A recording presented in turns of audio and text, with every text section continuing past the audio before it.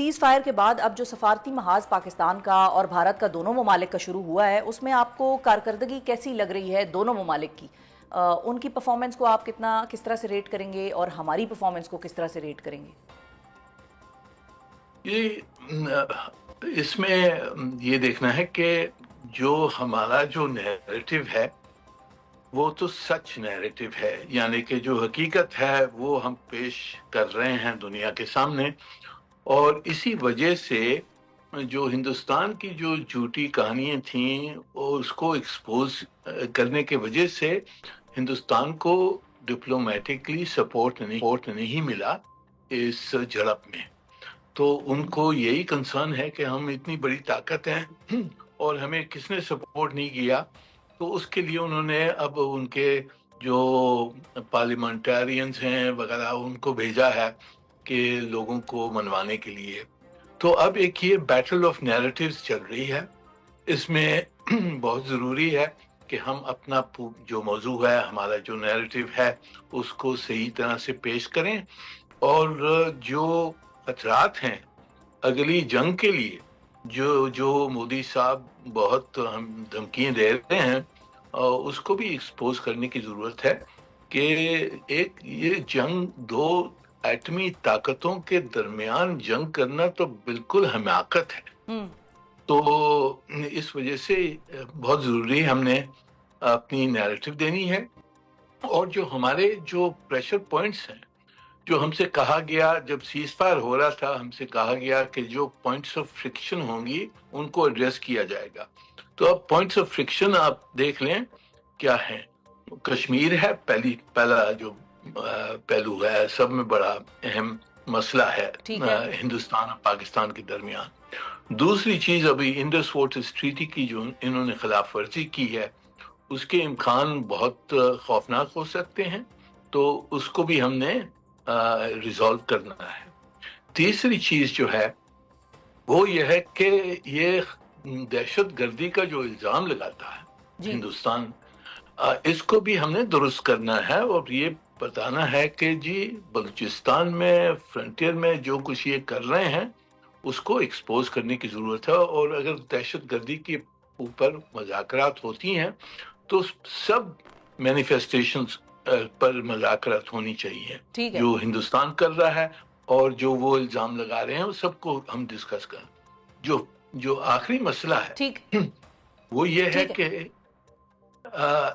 ہم نے دیکھنا ہے کہ یہ جنگ واپس ایٹمی طاقتوں کے درمیان نہیں ہو سکتی ہے، اس کے خلاف ایک انٹرنیشنل کنسنسس بنانا ہے۔ تو منیر اکرم صاحب یہ بتائیے کہ بھارت تو اس چیز کے اوپر تیار ہی نہیں ہے کہ وہ ہمارے ساتھ ٹیبل پر آ کر بیٹھے، اور وزیر اعظم صاحب ہمارے خود بھی کہہ رہے ہیں کہ بھارت ہم سے بات چیت کرنا ہی نہیں چاہتا، تو پھر کیا بات چیت کے لیے بھارت کو منانے کے لیے بھی ہمیں امریکہ کی ضرورت پڑے گی؟ جی، ہم نے سب جو بڑی طاقتیں ہیں ان سے ہم نے یہ درخواست کرنی ہے کہ جی مذاکرات کے بغیر یہ مسئلے پھر چھڑ سکتے ہیں، جنگ پھر ہو سکتی ہے۔ بہت ضروری ہے کہ یہ مسئلے حل کیے جائیں، اور اگر بائیلیٹرلی نہیں کرنے کے لیے وہ تیار ہیں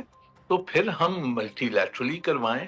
یا انڈائریکٹ ڈپلومیسی کروائیں، میڈیشن کروائیں، یا سلامتی کونسل میں جا کے وہاں ریز کر کے وہاں ہم کوشش کریں کہ ان چیزوں پر، مسئلوں پر کوئی اٹینشن دیا جائے اور ریزالو کرنے کی کوئی کوشش کی جائے۔ تو دنیا کو بتانے کی بہت ضروری ہے کہ یہ مسئلے ہیں اور یہ مسئلے حل کرنے چاہیے۔ اچھا منیر اکرم صاحب، پھر جب ہم بھارت کی بات کر رہے ہیں تو بھارتی وزیر خارجہ کے جو ترجمان ہیں مصری صاحب، وہ تو یہ کہتے ہیں کہ یہ جو سیز فائر ہوا یہ تو دو طرفہ تھا، اس میں امریکہ کا کوئی ہاتھ نہیں، تو وہ تو امریکہ کو تو رائٹ آف ہی کر دیتے ہیں۔ اور جب کشمیر کی بھی بات آتی ہے تو بھی بھارت کی ایک بڑی پرانی اسٹرانگلی ہیلڈ پوزیشن ہے، اور وہ یہ ہے کہ ہمیں تیسرے فریق کی ضرورت نہیں ہے، اور ہمیں کسی تیسرے کی اب اس میں میڈیشن کی بھی ضرورت نہیں ہے، تو یہ بائیلیٹرل ایک مسئلہ ہے، تو وہ تو مانتا ہی نہیں ہے کہ یہ کوئی عالمی مسئلہ ہے۔ وہ تو یونائٹڈ نیشنز کے چارٹرز بھی جو کشمیر کے اوپر موجود ہیں ان کو بھی نہیں وہ مانتا، تو پھر یہ معاملہ کیسے بات چیت کا اس کے ساتھ چلے گا جب وہ یہی کہہ رہے ہیں کہ سیز فائر بھی ہم نے خود ہی کیا آپس میں، امریکہ نے اس میں کوئی کردار ادا نہیں کیا؟ جی، پر دنیا حقیقت جانتی ہے کہ یہ دو طرفہ نہیں ہوا ہے. یہ آخری رات میں جا کے انہوں نے امریکنوں سے کہا ہے کہ جی ہم سیز فائر ماننے کے لیے تیار ہیں, اور اس وجہ سے ہمیں ایشورنسز دی گئیں کہ جو پوائنٹس آف فرکشن ہے ان کو ریزالو کیا جائے گا, اور امریکہ نے کہا کہ ہم میڈیٹ کرنے کے لیے تیار ہیں. اس بیسس کے اوپر ہم نے سیز فائر مانا تھا. تو حقیقت سب جانتے ہیں, ہندوستانی خود بھی جانتے ہیں کہ کیا ان کے ساتھ حال ہوا تھا 10 مئی کی رات کو. تو اس وجہ سے انہوں نے مانا ہے سیز فائر. اب ہم نے اپنا جو موضوع ہے, ہماری جو نیریٹو ہے وہ پیش کرنی ہے, وہ حقیقت ہے,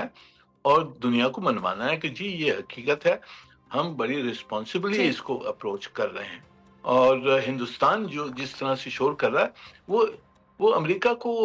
یا بڑی طاقتوں کو وہ اگنور تو نہیں کر سکتے ہیں. وہ کہہ تو سکتے ہیں کہ ہم نہیں مذاکرات کریں گے,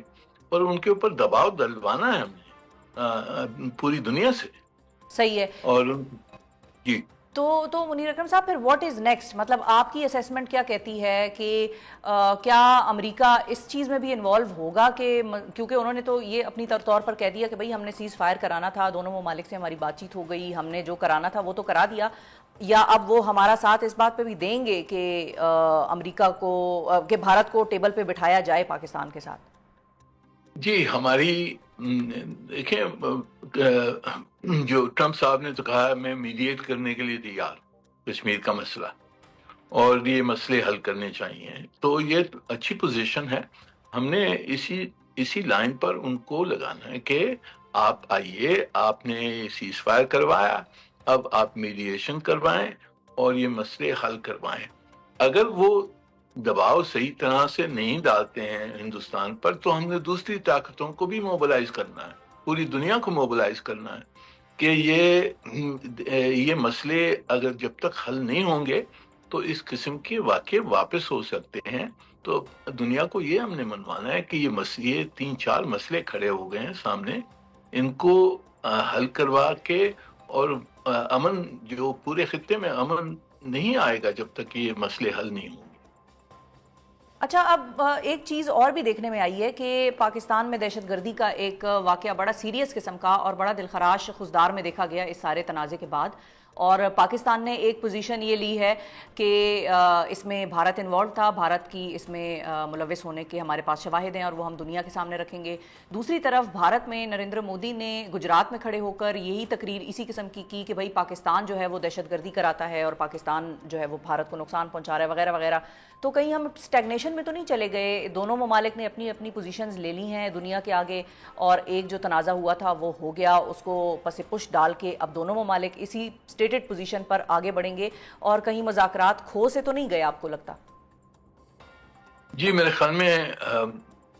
ہندوستان کی پوزیشن تو ہر وقت انفلیکسیبل رہتی ہے, اسپیشلی مودی حکومت کی تو انفلیکسیبلٹی اور ایگریسونیس ہم جانتے ہیں. وہ پوری کوشش کریں گے کہ ان مسئلوں کو پھر دبایا جائے. ہماری کوشش یہی ہوگی کہ کیونکہ ابھی یہ مسئلے کھڑے ہو گئے ہیں, کشمیر کا مسئلہ پوری دنیا کے سامنے ہے, جو جنگ ہوئی ہے 2 ایٹمی طاقتوں کی, اس کی جو خوفناک امپلیکیشنز ہیں وہ پوری دنیا کے سامنے ہیں. تو ہماری کوشش تو یہی ہونی چاہیے کہ یہ ایونٹ سے